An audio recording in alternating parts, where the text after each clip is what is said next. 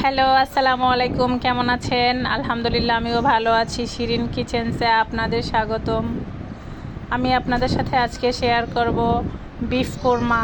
ঘরোয়া কিছু উপকরণ নিয়ে আপনি এই কোরমাটা তৈরি করতে পারবেন। কোরমাটা খেতে অনেক সুস্বাদু।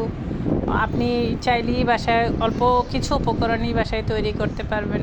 এর জন্য আমি 800 গ্রামের মতো গরুর মাংস নিয়েছি, আর আদা রসুন বাটা দিয়েছি 2 টেবিল চামচ, আর মিল্ক বিটা দুধ নিয়েছি হাফ লিটারের মতো। আমি হাফ লিটার পুরো দিই নেই, আমি 250 গ্রামের মতো দিয়ে এখন আমি এটাকে ম্যারিনেশন করব প্রায় 1 ঘন্টা। আমি এটাকে রেস্টে রাখবো। এপাশে আমি মশলা তৈরি করছি একটা কোরমার। মশলাটার জন্য আমি কাঠবাদাম নিয়েছি 12 থেকে 14টা, আর কাজু কিশমিশ নিয়েছি আদা মোট, কাঁচামরিচ নিয়েছি 4-5টা, পেঁয়াজ একটা নিয়ে আমি দুধ দিয়ে ব্লেন্ড করে একপাশে রেখে দিলাম। এপাশে চুলায় আমি বেরেস্তা ভেজে নিব, কারণ কোরমার জন্য বেরেস্তাটা মাস্ট বি। কোরমার মূল স্বাদ মূলত বেরেস্তাটাই নিয়ে আসে। আমার বেরেস্তাটা করা হয়ে গেছে। এখন সেই গরম তেলেই আমি গরম মশলা দিয়ে নিচ্ছি কয়েকটা এলাচ, দারচিনি আর লবঙ্গ দিয়ে। এখন সুন্দর একটা স্মেল আসলে এখন আমি এর মধ্যে কাঁচা পেঁয়াজ দিয়ে দিব।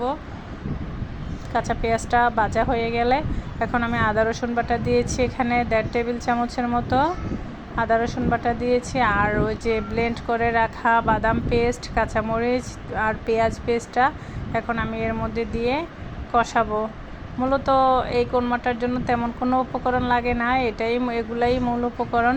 অনেকক্ষণ কষিয়ে এখন আমি মাংসটা দিয়ে দিব এর মধ্যে। মশলাটাতে যতক্ষণ পর্যন্ত তেল না উঠবে, কাঁচা গন্ধটা না যাবে, আপনি ততক্ষণ পর্যন্ত মশলাটা কিছুক্ষণ কষিয়ে নেব। এখন আমি মাংসটা ম্যারিনেট করা মাংসটা এখন এর মধ্যে আমি দিয়ে দিব। মাংসটা দিয়ে কিছুক্ষণ নেড়ে মাংসটাতে এক্সট্রা আপনার পানি দেওয়ার কোনো প্রয়োজন নাই। মাংসটা নিজে থেকে গা থেকেই যেটুকু পানি বের হবে, আমি আজকে সেই মাংসের গায়ের পানিটা দিয়ে আজকে মাংসটা রান্না করব। আর এডিশনাল ছিল 250 গ্রাম দুধ। এখন আমি এই মাংসটাকে ঢেকে রেখে প্রায় 30-35 মিনিট ঢেকে রেখে লো হিটে রান্না করেছি। 35 মিনিট পরে এসে আমি ঢাকনাটা তুলে এখন আমি পেঁয়াজ বেরেস্তা আর গোলমরিচের গুঁড়া দিয়ে আরও কিছুক্ষণ রান্না করব। ঝোলটাকে আমার আরও কিছুক্ষণ না রান্না করে কমাতে হবে।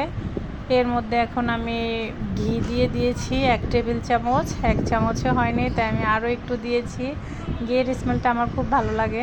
আপনারা চাইলে দিতে পারেন, আবার না দিলেও দিতে পারেন, কারণ এটা অত আবশ্যিক না। তারপরও ঘি দিলে স্মেলটা অনেক সুন্দর আসে।